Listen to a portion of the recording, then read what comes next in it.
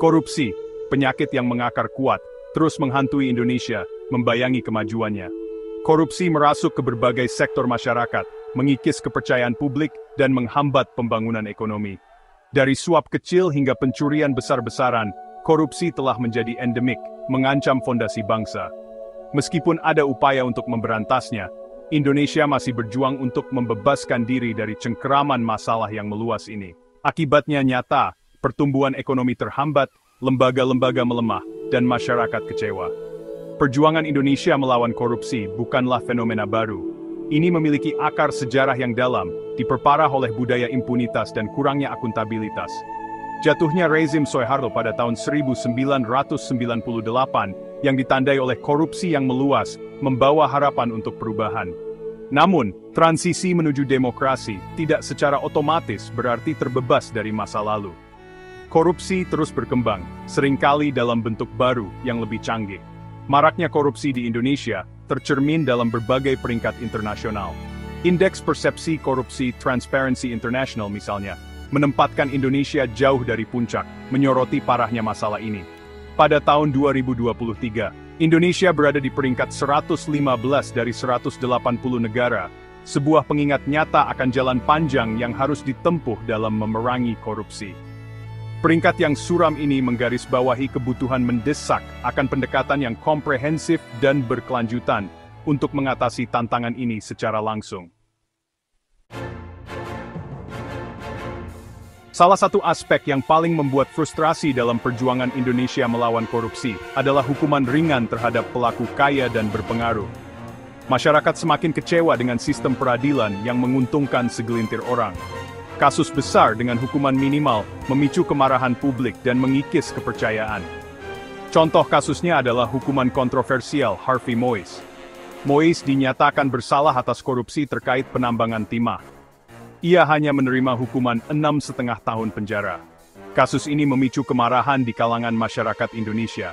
Korupsi berdampak pada segmen masyarakat yang paling rentan. Dana publik dialihkan ke kantong pribadi, orang miskin menderita. Sekolah dan rumah sakit kekurangan dana, proyek infrastruktur terhenti. Ketimpangan ini menimbulkan kebencian dan merusak kohesi sosial. Berlanjutnya korupsi di Indonesia bukan hanya masalah keserakahan individu atau kegagalan moral. Ini terkait erat dengan kelemahan sistemik yang memungkinkan korupsi berkembang. Kegagalan sistemik ini menciptakan lingkungan di mana praktik korupsi menjadi norma, bukan pengecualian. Mengatasi masalah mendasar ini sangat penting untuk memutus siklus impunitas. Salah satu lembaga kunci yang bertugas memberantas korupsi adalah Komisi Pemberantasan Korupsi, atau KPK. Didirikan pada tahun 2002, KPK awalnya menikmati kepercayaan publik yang signifikan, dan mencapai keberhasilan penting dalam menuntut pejabat tinggi. Namun, KPK menghadapi tekanan dan upaya yang semakin besar untuk melemahkan independensinya.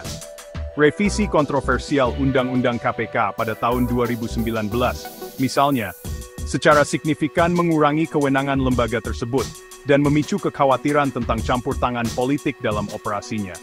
Faktor penting lainnya yang berkontribusi pada masalah korupsi di Indonesia adalah kurangnya transparansi dan akuntabilitas dalam pemerintahan.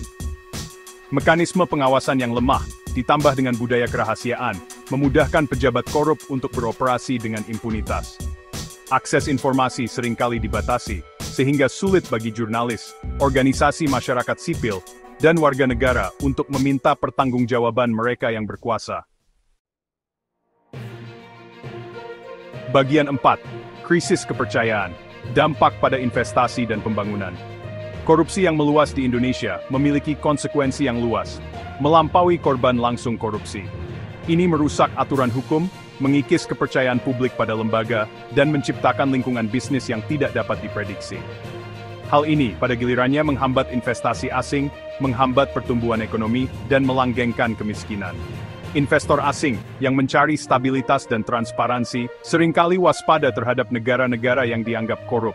Risiko yang terkait dengan suap, pemerasan, dan persaingan yang tidak sehat dapat menghalangi bisnis untuk berinvestasi di Indonesia, sehingga negara kehilangan modal dan keahlian yang sangat dibutuhkan. Keengganan untuk berinvestasi ini berarti lebih sedikit peluang kerja, pertumbuhan ekonomi yang terhambat, dan standar hidup yang lebih rendah bagi seluruh rakyat Indonesia.